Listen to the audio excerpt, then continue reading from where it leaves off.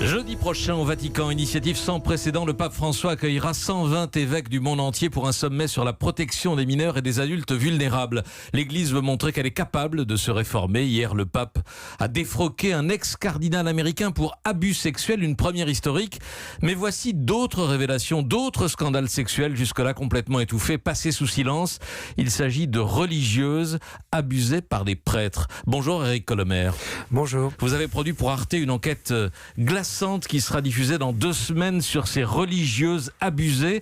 Ce documentaire, c'est 2 ans de travail, un grand nombre de témoignages inédits et accablants qui, d'après vous, ne sont pas isolés. Qu'est-ce qui vous permet de parler de crimes généralisés ? Eh bien écoutez, en fait, plusieurs choses. D'abord, notre enquête qui a duré précisément 3 ans et les éléments que nous avons réunis. Il ne s'agissait pas que de recueillir des témoignages à l'intérieur de l'Église, puisque notre parti pris, c'est de ne donner la parole qu'à des religieux ou des religieuses, des prêtres ou des femmes abusées dans ce documentaire, mais aussi les documents qu'on s'est procurés.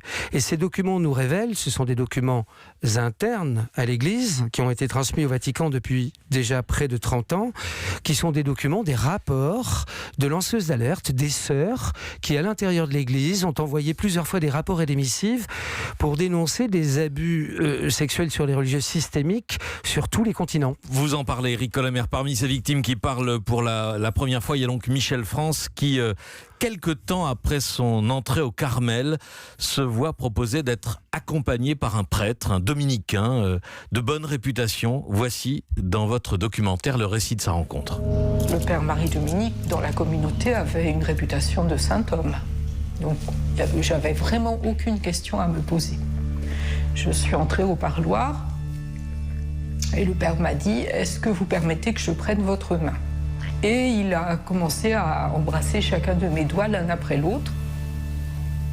Et puis, à chaque rencontre suivante, il est allé un peu plus loin dans l'intimité physique, je dirais, en glissant sa main sous ma robe, en prenant la mienne pour la glisser sous la sienne.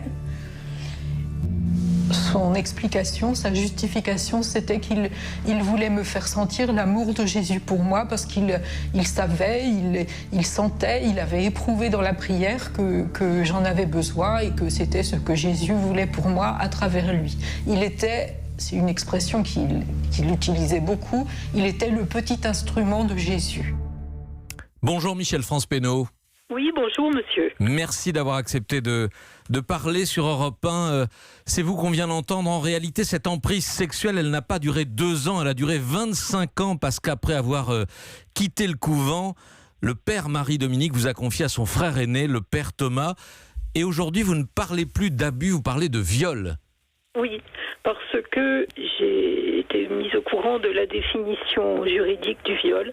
Jusque-là, je pensais qu'un viol s'accompagnait forcément de violence physique. Or, les 2 pères Philippe, ni l'un ni l'autre, n'ont jamais exercé de la violence physique sur moi. Mais ils ont exercé une violence psychologique, une violence spirituelle, ce que on peut qualifier d'emprise. C'est le dominicain qui a réalisé une enquête sur les mœurs sexuelles du père Thomas Philippe parle d'emprise. Des viols sous emprise à cause de la honte, à cause de la peur, parce que, comme c'est dit dans le documentaire, dénoncer un prêtre, c'est dénoncer ou profaner l'Église. D'abord, ces 2 hommes avaient réussi à me faire croire qu'ils étaient vraiment les représentants de Dieu pour moi, qu'ils me faisaient connaître de vraies grâces mystiques. Et donc, j'étais comme une petite mouche prise dans une toile d'araignée et j'avais perdu ma liberté en fait. J'étais vraiment paralysée par l'influence de ces hommes qui d'ailleurs, tous les 2, ont séduit beaucoup de personnes. Je suis vraiment loin d'être la seule. Vous n'étiez pas seule. Et vous dites aussi que certains actes, vous les preniez comme une pénitence. Oui, c'est vrai.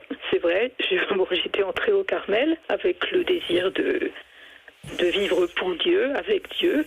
Et forcément, en lisant l'Évangile, on apprend qu'on doit suivre le Christ sur la croix. Donc la pénitence est une réalité il fait partie du programme. Michel France, le scandale est d'autant plus grand quand on apprend que le père Thomas avait été condamné pour abus sexuels dans les années 50, que le Vatican savait. Oui, bon, évidemment, moi je l'ignorais, je l'ai appris seulement après que j'ai révélé les abus dont j'avais été victime. Donc en 2014-2015. Jusque-là, je ne savais pas. L'Église savait donc, et puis épilogue exceptionnel, on le voit dans le film, une messe de réparation, une messe dédiée aux victimes, a été célébrée il y a 2 ans. Vous y étiez.